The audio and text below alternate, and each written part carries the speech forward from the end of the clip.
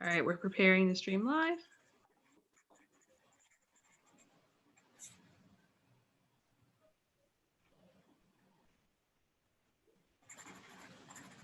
All right, and we're officially live on YouTube. I'm going to put the link in the chat in case anybody who's attending or any of the panelists want to share it with friends, family, anybody. The recording will be up there even after we're done. So it'll be a record of what you've seen tonight and an easy way to share it. Oh my gosh, my screen stopped sharing. So let's try that again. There we go.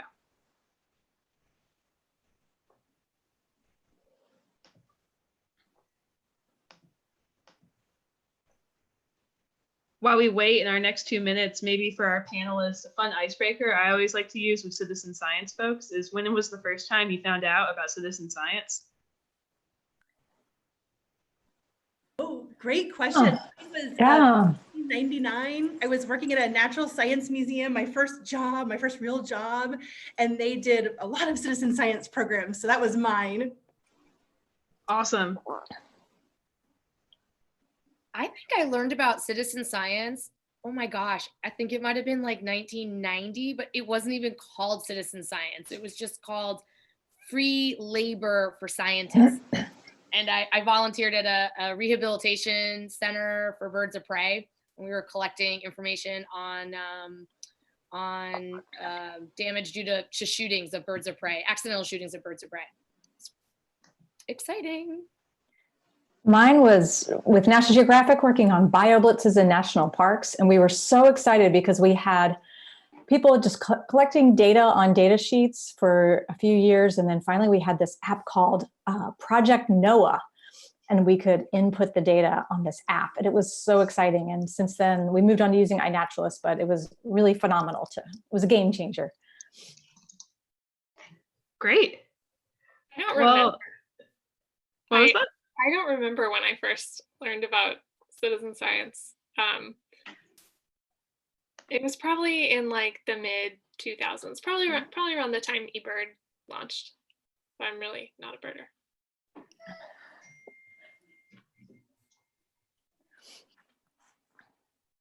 You know, that reminds me, SETI might have been the first official citizen science project I ever heard of. Like all the different computers working together to try to identify intelligent life. Awesome stuff. Yeah, they haven't found it yet. Well, it's right at 8 o'clock. So I thought, Jill, do you want, for people who are coming on in, it looks like our participants are joining us now. We're live on YouTube. So just so you all know, we are recording. And if you want to communicate with us in the chat, that'd be great. And you feel free to post the YouTube link anywhere you think people would appreciate it. So with that, I'll hand it over to Jill to get us started.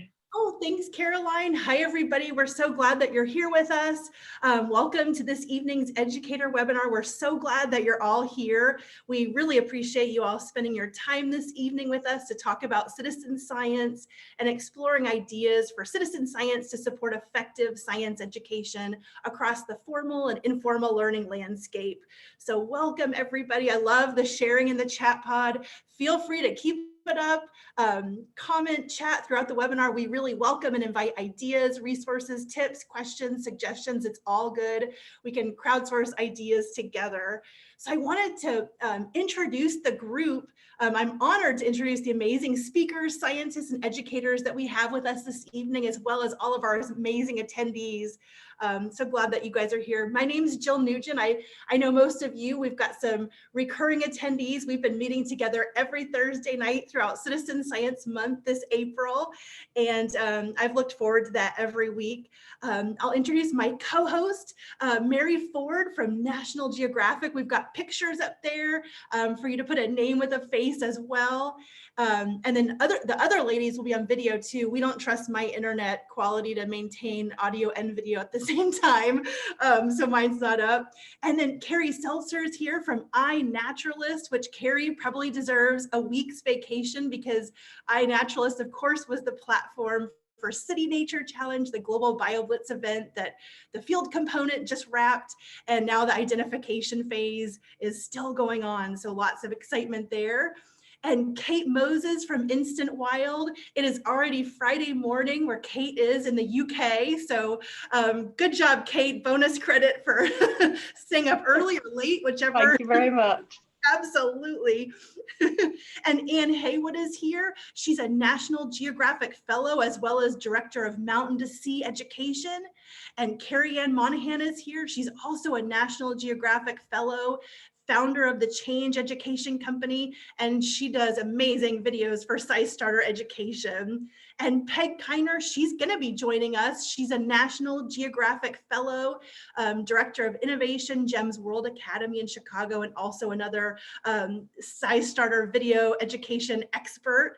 And as well, Caroline Nickerson and Darlene Cavalier, who are the lifeblood of Scisstarter. They do so much. It's truly amazing. And I want to congratulate Caroline is graduating this month with her master's.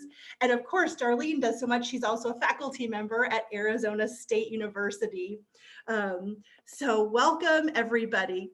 Thank you for coming. Next slide. Here's a fun little warm-up live poll. Feel free to share. Are you? And then you can select.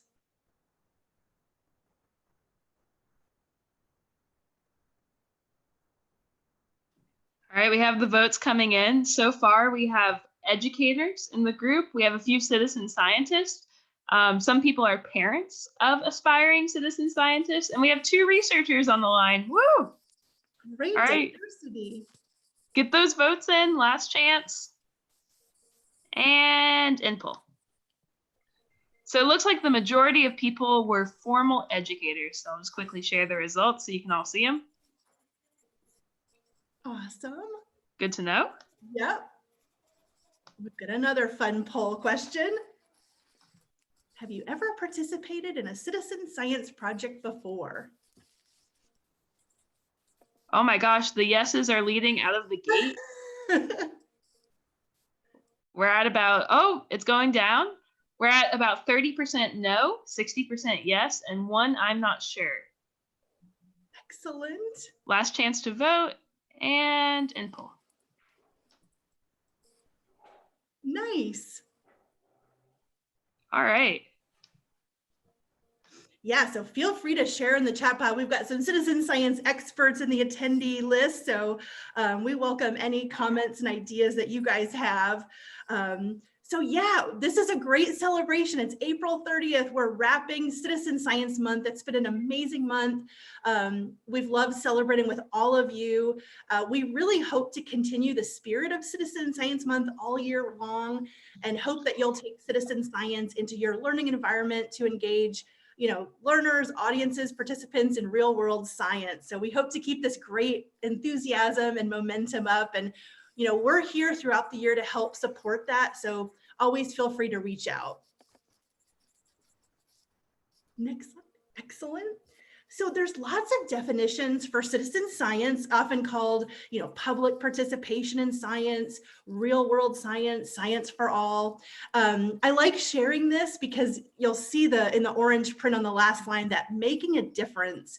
So kind of participating in science to make a difference in the world and include our learners in that impactful, authentic learning experience. And so this can include immersing them in the process of science, which is so exciting, the doing of science, being part of science discovery. There's just nothing like that. Being part of the acceleration of scientific discovery, right? We've talked about, a lot of the crowdsourced projects. It's accelerating the rate that actual science is being done when we're all a part of it, and involvement in something bigger than ourselves. So we just invite you to keep this up, and we can't wait to collaborate with you all year long. Next slide. Yeah, so you'll recognize this slide. Just to recap some of our the webinars that we've done, our weekly educator webinars throughout the month. Of course, I won't quiz you, I'll just list them. The first one, we did Signs of Spring. That was our first dedicated topic. And so we covered phenology projects. in week 1. So that was on the 2nd of April. Then we went into abiotic projects. So we kind of designed the themes around days of the month and things that were going on, globally, nationally, etc. So we had the non-living components of our natural world. We celebrated soil, water, sky, air related citizen science projects. And then week 3, we did the backyard Bioblitz topic as we prepped for the City Nature Challenge. And then finally, last week, we did Earth Day and Arbor Day projects. And tonight we are in for a treat because we have some amazing guests, some true leaders, women in STEM, to share some just amazing connections and ideas. I'll also pop in a quick link. You don't have to jot it down. It's the Scisstarter YouTube page, so that comes up in Google, and it's also linked from scistarter.org. But all of the great recorded webinars from Citizen Science Month are being populated on that page. I know I have a note for myself to go back and watch some that I didn't get to attend live, so that's a great resource I thought I would just share with everybody. Next slide. Another fun poll. Have you ever implemented citizen science in an educational environment before?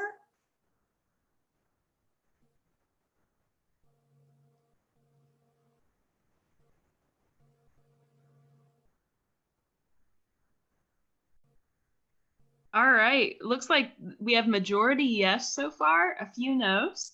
Kudos. All right, last chance to vote. 3, 2, 1, and we're gonna end the poll. Wow, 62% have. That's fantastic. Now the 62%, let's convince the 38% to join the fun. Awesome. Fantastic. And our other one, this is giving a little hint for some things we'll learn about tonight. Have you participated in any of these projects? I know some of you have because I've seen you on the platform. It looks like about 70% have done Inaturalist. We have a few votes for Instantwild. A few votes for none of the above. All right, and we're going to end the poll here. Perfect. Wow, look at that. Fantastic.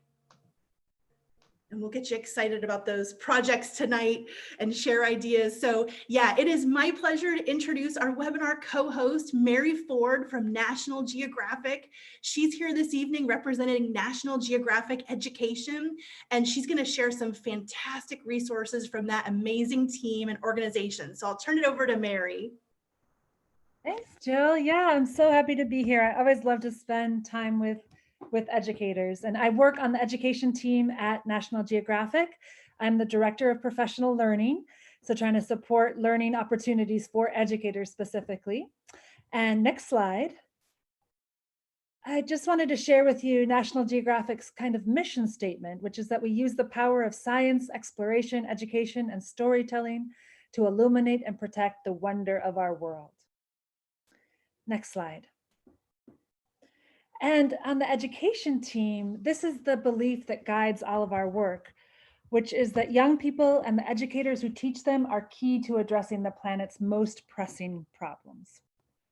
Next slide. And I just wanted to give you a little bit of background about our work and our resources, which is that everything that we build is based on the explorer mindset. So we interviewed a lot of explorers. We picked their brains to figure out what makes explorers tick, what makes innovators and researchers and storytellers tick. And out of what we found, we built this framework of attitudes, skills, and knowledge that make up the explorer mindset.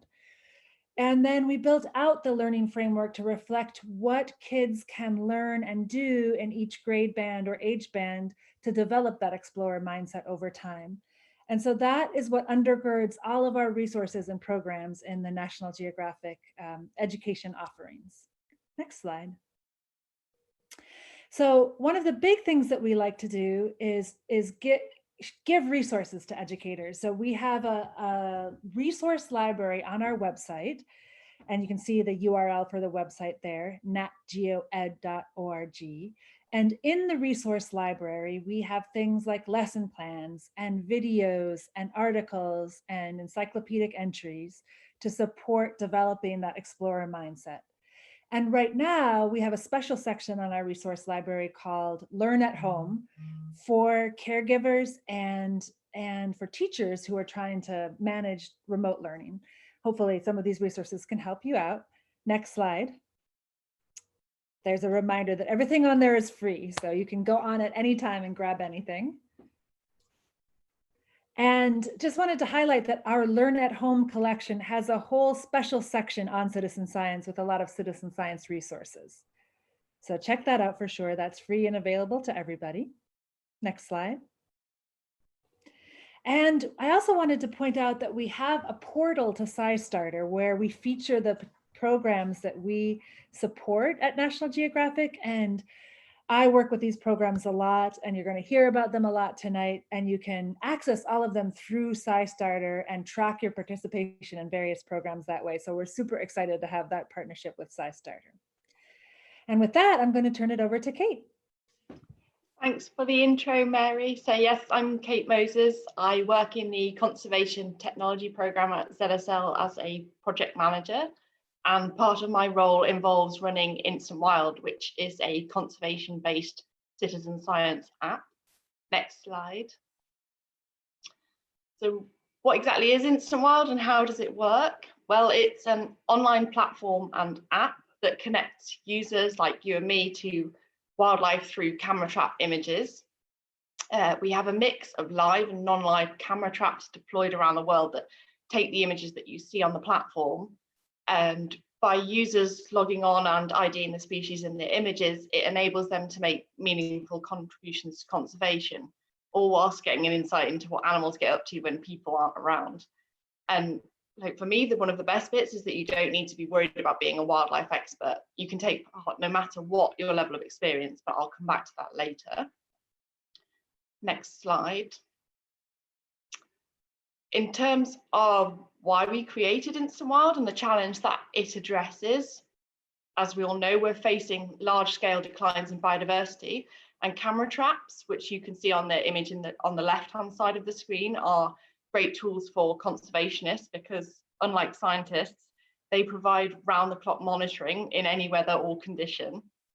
So they are used to monitor wildlife in order to determine things like changes in the population or the presence or absence of certain species within an area. And although they're a great tool for us, they generate huge numbers of images, and there's normally only a small team of people who are sat behind that project and help to process them, which this creates a bottleneck in the process and means that either the useful data isn't extracted from the camera trap images, or that they tend to sit in hard drives in desk drawers for an awfully long time, and there are delays in pulling that useful information out of them. So the solution that we've used to overcome this bottleneck is tapping into people power. So citizen scientists like you that allow us to scale up our conservation monitoring efforts. By making these images available to users on Instantwild, we're able to massively increase the processing power as a result of users identifying the species in the huge number of images. So what that means is that the data is extracted from the images more quickly and then can be used to aid monitoring efforts and generate tangible conservation actions for the projects using them on the ground. As you can see from the image on the right-hand side of the screen, we have lots of projects from all across the world on the platform, meaning that you get to travel the globe as a virtual volunteer, all from the comfort of your own home. And each of those projects aims to answer a different conservation-based question using camera trap research. So you can read more about those on their project pages. Next slide. And this is a great project I'd like to talk to you about. So through collaborating with National Geographic, we've partnered with Osa Conservation to expand our projects and bring you more exciting images from the rainforests of Costa Rica. So these that you can see on screen, they're all a selection of images that have come through to Instantwild over the last couple of weeks from their live cameras. As you can see, the log there is proving to be a very popular spot with lots of different species using it as a route to travel through the forest. We regularly see tamandur, ocelot, great curassow, coati, and there's the little lizard basking in the sun on the middle on the right-hand side. And the work of OSA, they are focused on specific large-scale projects and long-term monitoring efforts across their members' lands that generate vital information on the key species that allow them to assess conservation successes and habitat connectivity. Next slide. And so the main focus of their work with Instantwild is around megafauna, so including tapirs and apex predators, so jaguar, puma, and ocelot. That's the ocelot that you see on the right-hand side of the screen there, and then their prey, so white-lipped peccaries, collared peccaries, and red-rocket deer. So again, we've got peccaries on the left-hand side, and what they're interested in understanding is how they use the areas between the two national parks and the connecting corridors. By gathering the information on the populations, this allows them to highlight any species that require particular conservation focus, or parts of the Osa Peninsula that require restoration efforts, and to monitor the threats that are faced by these species. What's really cool is that by taking part in Instantwild and going in and IDing the species in the camera trap images, you can directly contribute to these conservation efforts. And just to highlight, we've also got more National Geographic Explorer projects from across the world on their way soon that will be focused on chimps, jaguar and puma, tapirs, the mariki monkey, and we're having arboreal camera traps from OSA coming soon, so with spider monkeys. So keep an eye out for those. Next slide. And if you like the sound of Instantwild and are keen to get involved, the good news for you guys is that it's really easy to do. So you can either access it via the web, so that's instantwild.zsl.org, or if you're already a member of Scistarter, through natgeo.scistarter.org, and it's free to download from app stores for anybody wanting to use it on a phone or an iPad. You can use the app as a guest, but you won't be able to make comments or see your score. So we do recommend that you'd register for an account, as that allows you to track how many endangered species you've spotted, how many idents you've made, and where you sit within the leaderboard. It gets quite competitive. They're a fun bunch on there who really take it seriously and enjoy what they do. So I'd urge you to do that. When you register, you can easily link your new Instantwild account to your Scistarter account, so long as you use the same email address for both. That'll mean that your contributions are counted across both platforms, which would be great. And then once you've logged on to actually get started, it's as simple as selecting start tagging, and you'll be taken to the next image that needs IDing, where you get to choose from the helping materials to be able to tag the species and the number of animals in the image. And as I mentioned earlier, one of my favorite things about Instantwild is that it's all about having a go. So we want your best guess. There's no expertise needed. We use a consensus algorithm in the background, which what that means is it doesn't matter if you have a go and you get it wrong, because the idea is that we all work together as a community to get that right. So yeah, I definitely would urge you to have a go. Give us your best guess. That's what we're asking for. We're really looking forward to seeing you on Instantwild, and for anybody out there who's already using it, thank you very much. Every ident that you make really does help to make a difference, so please keep up the great work. Next slide. Hey, that's my slide. So Kate's given you a great overview of Instantwild and how all that data is out there for citizen science like you guys. And now my job is to convince you that you can bring this into the classroom in a real and meaningful way that actually helps kids to learn. Although for me, it's beyond the learning. It's about developing kids that love Earth and want to take care of Earth, you know? So one of the things that I love about Instantwild is that you can do it across all grade bands and in almost any subject. So this chart's kind of technical, and I've just identified a few like key skills or important essential content areas in different grade bands, but the reality is they just crisscross, right? Like you can be an elementary student and be passionate about animals. So I don't want to make it sound like any of these are exclusionary of any of the others. So I have a sister-in-law who teaches elementary first grade this year across town from me. And she's been doing Instantwild. And the way she uses it in her classroom is she puts it up on her LCD. And as a class, they collaborate to identify what they're seeing on the screen. So they work on peer skills and how to interact appropriately with one another, which is really important in first grade. And they get so excited. Like when they see an apex predator, I mean, she videos and sends the videos to me and it makes my day. They get so excited. And then she has them go to the library and pick books to read based on the animals that they saw.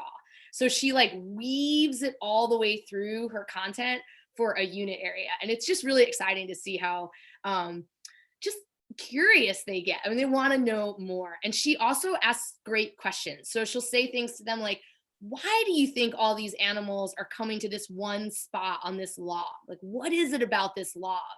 And you can do the same thing up in the middle school area. And then you might start asking like, are there microclimates or microhabitats around this log that are attracting these different animals? And what times of day are they using them? And why do some animals come in the morning, but others come at night and others in the afternoon? So with middle school, you can really tie it into science, integrated science, or life science. But I also have some math teachers. They actually have the kids do, like they collect all of the data of how many animals they counted. This is about in 5th and 6th grade. And then they do these big tallies up on the board, and they do fractions and proportions and ratios using the numbers of animals that they've collected. So that's kind of a cool way to bring it into math class, which I thought was exciting. And I think middle school kids get excited about the idea of contributing to real, actual scientific research. You know, that's a hook for them. At the high school level, which is how I use it, I teach life and environmental sciences. I use it to promote exploration. I always want my kids to think bigger, like bigger than the curriculum, bigger than the standard.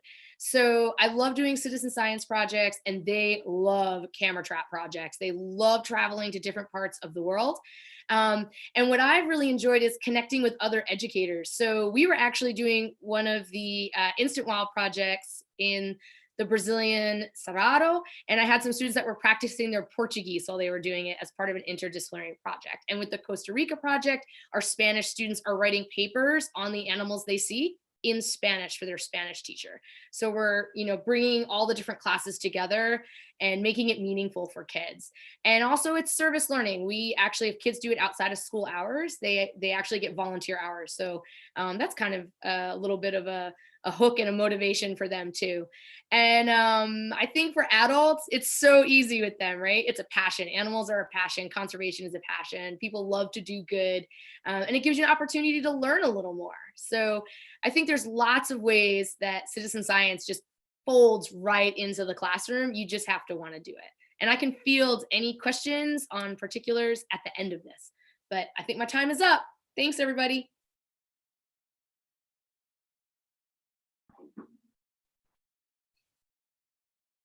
Yeah, thank you, Carrie Ann.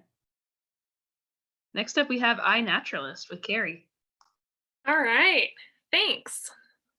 So first I want to say Inaturalist is a joint initiative of the California Academy of Sciences and the National Geographic Society. So we're pleased to be included in this webinar tonight. I'm not going to go too much into sort of the how-to of Inaturalist. We're really going to focus on the big picture here and talking about the potential connections to education. So Inaturalist at its core is a platform to share observations of biodiversity and to crowdsource species identifications. So if you sort of at the most basic level, you see a butterfly, you take a picture of it, you post it to Inaturalist, and then other people can chime in about what you saw, hopefully help you identify it. And through the process of hundreds of thousands of people doing this all over the world, we can make some really interesting discoveries. Next slide. So what is an observation? It has basically 5 core elements to it. We need to know who you are. You can't just post anonymously on Inaturalist. You have to have an account. It doesn't have to have your real name associated with it though. We need to know where you saw it. We need to know when you saw it. Ideally, for other people to be able to help, there should be evidence of what you saw. And for the most part, that's photos on iNaturalist, but it can also be sound. And then lastly, there's this piece of what you saw. And I think one of the really cool things about iNaturalist is that even if you don't know exactly what you saw, the community can help. We've also got a computer vision algorithm that is trained on all of the images and identifications on iNaturalist, and that can be a really good starting place, though it can also sometimes lead you astray. So that's why the community piece is really important, because even if the computer vision gets it wrong, hopefully the community can help correct it. Next slide. So here's an example of what an observation can look like on the website. And this is an example from Mary Ford. Thank you for volunteering this, Mary. So this is a plant that Mary encountered here in Washington, D.C., which is where Mary and I both live. You can see that it's got a marker on the map for where it was. You can see that Mary E. Ford is the person who found it. You can see that it has a timestamp. It actually has two timestamps, one for when it was observed, and that's the timestamp from when the photo was taken, and then it has a timestamp of when it was submitted. In this case, actually, you can see that Mary submitted it instantly. Oftentimes there is a lag and there's no expiration date. You can always upload old photos to iNaturalist. And then this photo serves as evidence so that someone else can look at it and help identify it as a red dead nettle. Next slide. So one thing that I want to emphasize is that because of all of the observations that have been submitted from across the world, there is a huge opportunity for exploring observations as the starting place for an activity using iNaturalist in the educational context. And this is a screenshot from our teacher's guide on iNaturalist, which you can find if you go to the help section. Maybe someone can also drop that link into the chat for easy reference. But I really think that exploring observations first before you dive into starting to collect a lot of data yourself can be a great way to get a sense of what it's all about and the kinds of things that have been found in your area. Next slide. And one of the cool things that can emerge from having all this data, especially for these common weedy species that often appear in people's lawns, is you can see trends in phenology. So the graph on the bottom shows when, month by month, when observations of red dead nettle have been observed on iNaturalist. So these cool trends and patterns can emerge because of the sheer volume of data. You can see we've got 13,544 red dead nettle observations so far. Next slide. You can also see where those are from. The page on the previous slide actually also includes some information about red dead nettle. We draw on the species descriptions from Wikipedia if they exist. And so if you were to read that, you would find that this is a species that's native to Europe, but has been introduced in other parts of the world, particularly in North America. And you can see that it's found in many states across the US, as well as the southern parts of Canada as well. Next slide. So if you'd like to look at an activity that is all about analyzing this kind of data, the Nat Geo Ed does have a lesson all about analyzing Bioblitz data, but it doesn't have to be from a Bioblitz.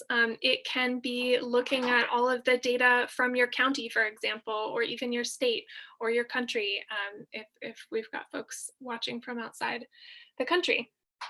You can do this at many different scales, at many different time scales as well. You can do extensive filtering on iNaturalist data to find what's suitable for you based on your area and your audience. Next slide. So I also want to talk a little bit about a companion program that we have. It's called Seek by iNaturalist. In case I didn't mention it before, I do want to emphasize iNaturalist is a platform, so you can access it both from the website as well as from a free mobile app. And Seek, on the other hand, is just a mobile app. And Seek is a great companion to iNaturalist because it could not exist without iNaturalist. What Seek is a sort of gamified experience of exploration. A lot of people describe it as Pokemon Go for real biodiversity. And what it does is it doesn't have that, that human input. We use the same computer vision model that we have in iNaturalist to make automatic suggestions. But basically, if you open the Seek app, open the camera within the Seek app and just point it at things, it will start giving you suggestions. I've got a video in a couple slides that'll show this. Actually, go to the next slide. So this highlights just the kinds of things that you can do in Seek. You can earn badges, so that can be really fun for kids. There's some basic overview pages that, again, draw from the Wikipedia species descriptions and show you some images of that are clear representations of those species. It also highlights the species that have been found nearby to you. And then in addition to badges based on different taxonomic groups like insects and frogs, there are also challenges, and there's basically a challenge a month. This month is the Citizen Science Challenge, which you can see highlighted there. And basically by default, everything is just contained on Seek. The default is for it to be very privacy conscious. Essentially, no data is shared from Seek unless you create an iNaturalist account. So I want to emphasize that by default, Seek is not generating citizen science data because it's very privacy conscious, it's very kid safe. However, you can take this extra step that's entirely optional, create an iNaturalist account, and you can choose to post your observations to iNaturalist if you'd like. So why don't we go to the next slide? I think this is where I've got the demo. So if you look closely at the phone screen there, what you can see is that as soon as the camera goes in front of the plant, oops, go back. I hope it's not auto advancing. It might be. Sorry, this is going to be a little bit annoying. You might have to keep going back to that slide. But basically, as long as you've got the Seek camera open, it will be trying to identify what's in front of the camera. And in this case, it's pretty much jumping straight to species. But if it's a little bit trickier of a thing to identify, or a trickier view of it, or maybe it's a plant but it doesn't have any flowers right now, what you'll see is that the precision of the identification will actually progress from something much more general like plants or dicots, or sometimes if you're pointing it at animals, it'll say like chordates or vertebrates or mammals. And so it's trying to demonstrate its confidence at different levels. So the reason we actually implemented this feature was to try and help train people for the kinds of features that they need to pay attention to and how close they need to get when they're trying to take a clear photo for Seek to be able to identify. So we see Seek as a really great training ground for kids in particular because it's very kid safe. And if folks want to get involved at the next level and create an iNaturalist account and selectively submit observations to iNaturalist to get community input as well, they can do that. Next slide. I also just wanted to highlight that we just last week made available a user guide as well that addresses a lot of the common questions that we get about what can you do with Seek? Can you delete observations? What do I do if Seek misidentified this thing? I know it's not that. And I'll try to drop a link into chat directly to where you can download that as well. And I think if Peg is on, I think we're going to hear from Peg. Yes, Peg has arrived. Hello, Peg. Great. So Peg came from another webinar because she is just awesome and we're so grateful she's here. So thank you so much, Peg. Absolutely. Hey, friends. As Carrie said, I think Seek is the perfect gateway to iNaturalist, because the most important thing that we are teaching students in all of the processes people are talking about tonight is noticing. That I think the best way that we can help people become planetary stewards and truly care about our world is to help them closely notice. So on Seek, I'm at the biologist level and I have looked at all of my houseplants, and that is an easy way, an entryway to students to practice citizen science during this time. As Carrie said, to get close to their object and to start to notice those species names. Now, I'll focus the rest on iNaturalist. Again, noticing. When I'm working with students, what we're thinking about is usually our location.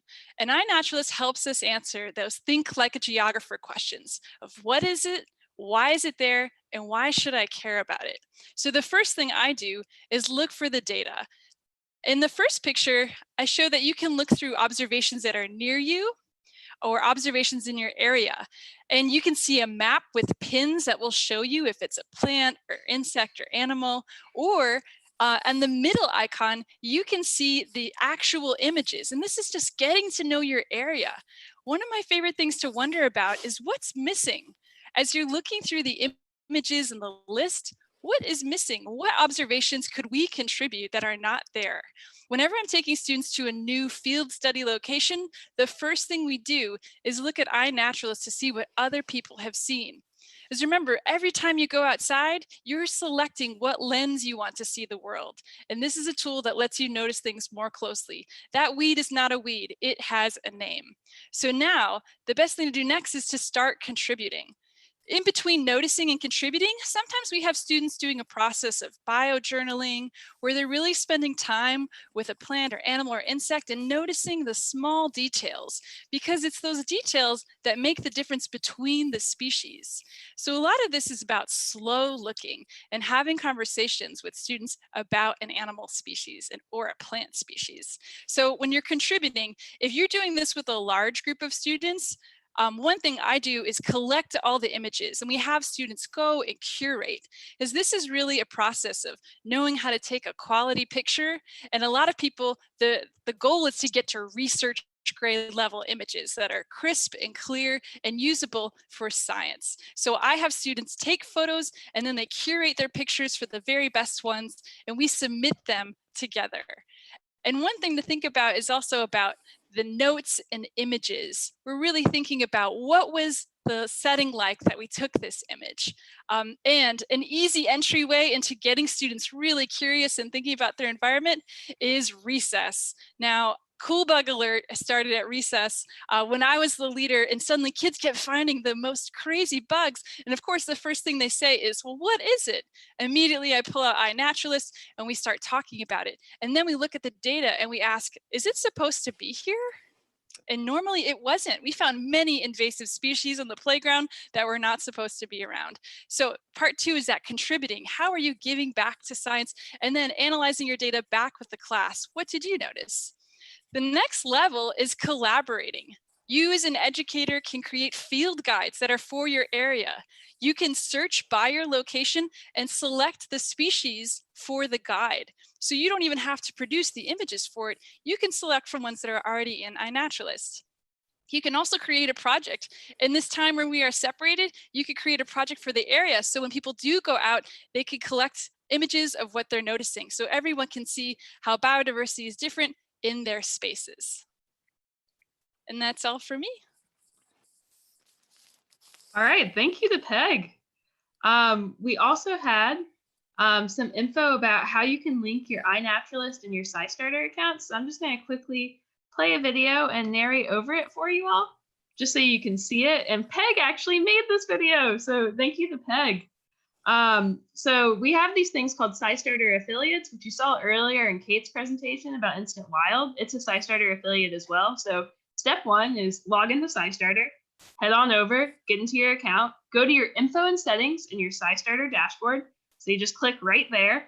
Then you input your iNaturalist username. So that means that you would have already signed up on iNaturalist as well. And when you do that, you're able to track the number and frequency of your contributions to iNaturalist. So I sometimes do that for bragging rights. I'll say, I wonder, how many contributions I made on this day. And during the City Nature Challenge, I think we've all made a lot of contributions. So, and that just happened. So for those of you who don't know, that was a big competition. Well, not a competition this year, a celebration this year of the biodiversity around us, especially in urban areas. So I'm going to hand it over to Anne Haywood now to take us home with some Nat Geo resources. Okay, thank you so much. I'm the lucky person who gets to work sort of in the middle of all of you to pull together a lot of these resources and put them together on the Nat Geo website and on this Scistarter website. And I just want to step back for a minute and I'm really pretty overwhelmed just during this webinar. So excited to see the Scisstarter and National Geographic partnering together and combining forces because Nat Geo is all about caring for the planet and inspiring people to care about the planet, and having citizen science with Scisstarter coming together with that, and ideally reaching out to brand new audiences and engaging them in citizen science.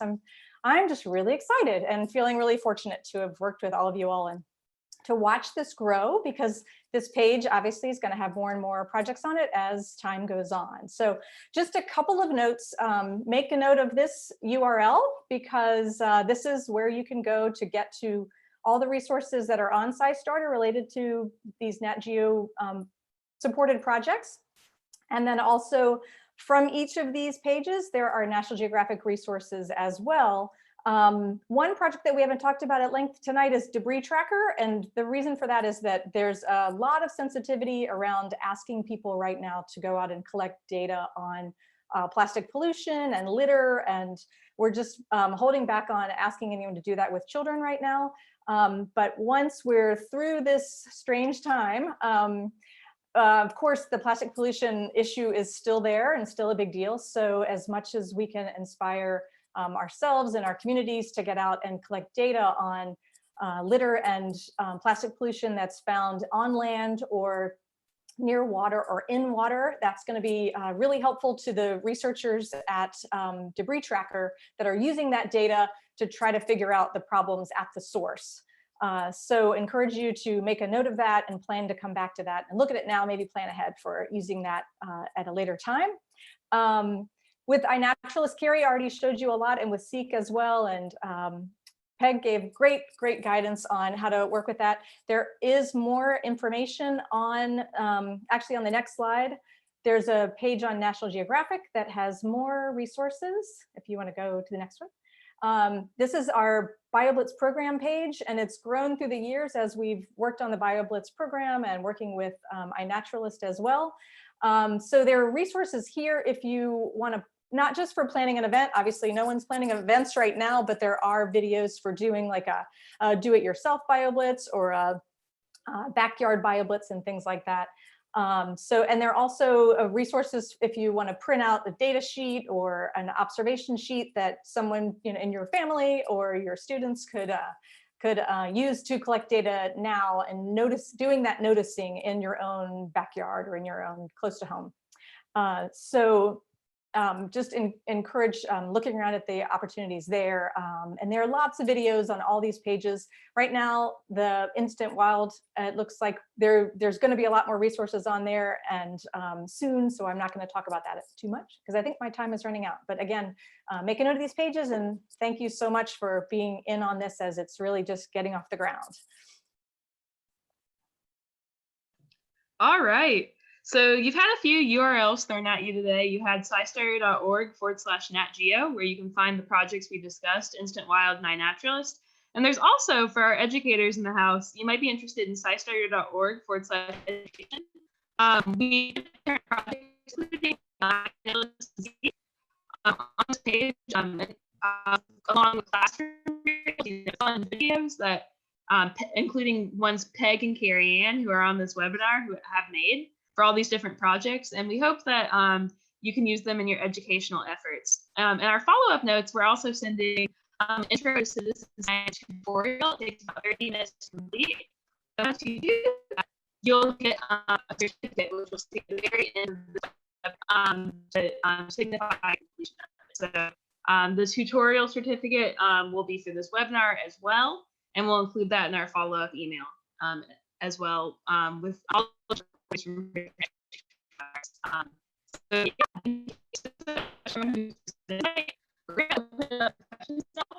I see a lot of commentary in the chat from people. Some said volunteer community on the class. Yes,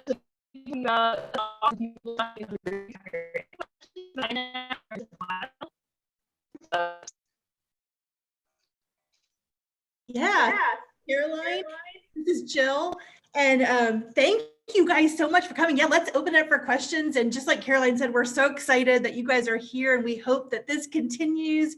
We've got certificates for everybody for attending. You can add it to your e-portfolio or professional development portfolio. I know those are always great. And feel free to share ideas or questions. I thought I would share one link to kind of kick us off. An amazing educator in North Texas, Jody, who Linda, I saw was in here. Linda worked with Jody for many years. She this spring, she was like, I want to do something with citizen science with my middle school learners. And really, she created that event, Citizen Science Fest 2020, and opened it up to any educator and their students who wanted to join. And it was a really powerful, inspirational event. I can't wait to see, as it evolves, and I'm sure she'll do it next year. She's an amazing educator, but just to kind of, inspire further ideas. And we would love to hear from you guys and partner with you guys if you have ideas, because we're here to support you.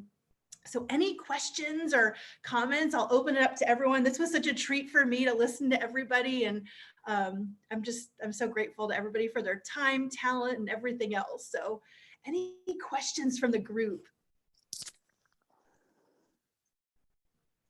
Yeah, great prompt, Carrie Ann, because sometimes, we dip our toes in a project, but then getting it into the classroom, what might that look like? Sometimes it can take team planning and things like that. Are there any projects you're thinking about trying, or questions that you have about maybe picking that great first project, or ideas that you'd like to try? I know we've had a lot of great ones tonight. I got some tips tonight to add to my toolbox for sure. Someone asked in the Q&A function, where can we get the certificate? I'll be sending it in the follow-up email, and it's also going to be at the end of an Intro to Citizen Science tutorial we're sending you that you'll be able to use in your teaching, hopefully, and with your communities. Oh, perfect. Thanks, Caroline. Someone asked, for those of you who have integrated citizen science in the classroom, do you see projects in the classroom during school hours, or do you invite students to do the projects at home? So do you do it in class, or do you assign it as homework? I start off by having them do it in class. And then depending on the grade level, so with my freshmen, we mostly do it in class all year long.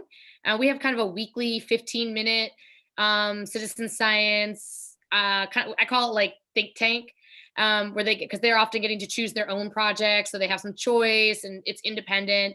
But with my older kids, we start off doing it in class, and then by second semester, they're often doing it as independently outside of the classroom. Awesome. I think the key to that, by the way, is that with the older kids, they have choice in their project. They're really interested in the project that they're doing. So they want to do it, and I usually expose them to several projects at the beginning. And then from there, they choose one of those, or sometimes they find other ones. After the Australian wildfires, my students came to me and said, we want as a class to do a citizen science project that will benefit science in Australia. Oh my God, I wanted to cry. I was so excited. So, they took it, they designed a whole lesson. It was amazing. I did cry. I'm in a class that 3D printed supplies for burned koalas, and I lost it. I was like, that is beautiful. All the project-based learning and solving a real world problem. I have a question. Have any of you worked with a student, and has citizen science been kind of like the turning point for them? Like, have you had any instances where citizen science made someone maybe interested in science, or made science more accessible to a student where it wasn't before? I will say that I just got my senior flip grids in, which is where they tell me what their favorite part of their class was. And I had a student who really hasn't spoken all year. She's very quiet. And in her flip grid video, she said her favorite part of class was doing citizen science because it was the first time that she ever felt like she was making a difference in the world. And I'm saving that one forever. And every time I get sad, I'm going to play it. Oh, that's awesome. Gotta keep it together. Okay. We had another question. Someone asked, are there examples of assessments students might do after they engage in projects?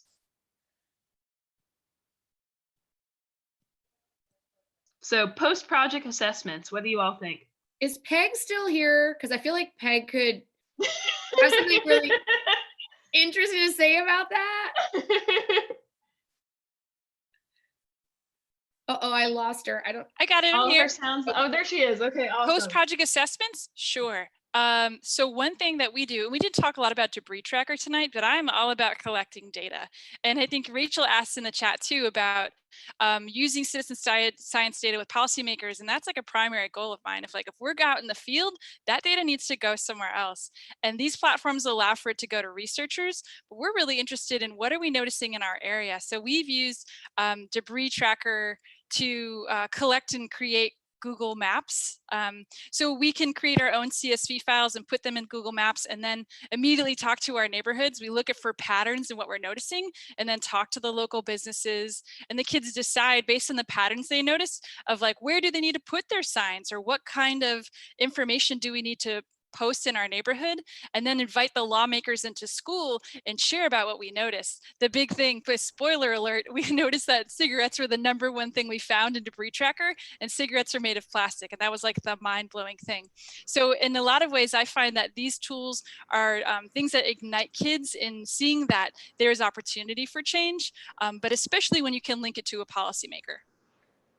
Oh, and the birds. Oh boy, one thing that it doesn't track on an iNaturalist, but it kind of connects is I work downtown. I work in a big building downtown, and we find that there's lots of birds that hit the buildings. So we're also collecting data on that, where we see these birds, but we're collecting data on all of the wildlife, and then using that data to then make change.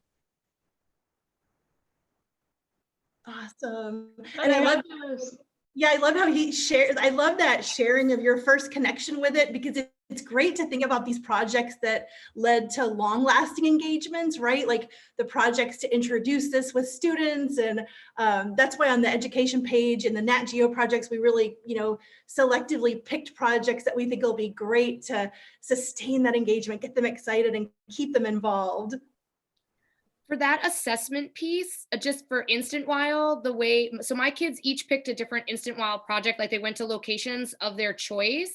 And then on their unit test, they had to create a food web of the location that they had been collecting their data on. So it was great for me because I got to read about food webs from all over the world.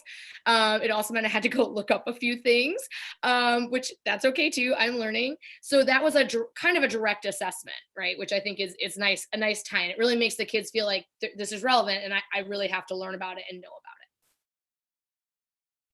One thing to add about curriculum planning right now, I have all of my JK teachers, my 4-year-old teachers are starting habitats, and we're able to use iNaturalist and go to these different regions, like polar regions, different parts of the world, and they're able to see what are people actually seeing in these locations. So real life data from real people.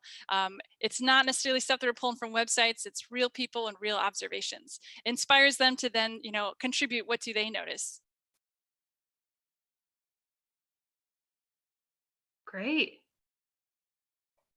Any more questions from the audience? Last chance to ask a question.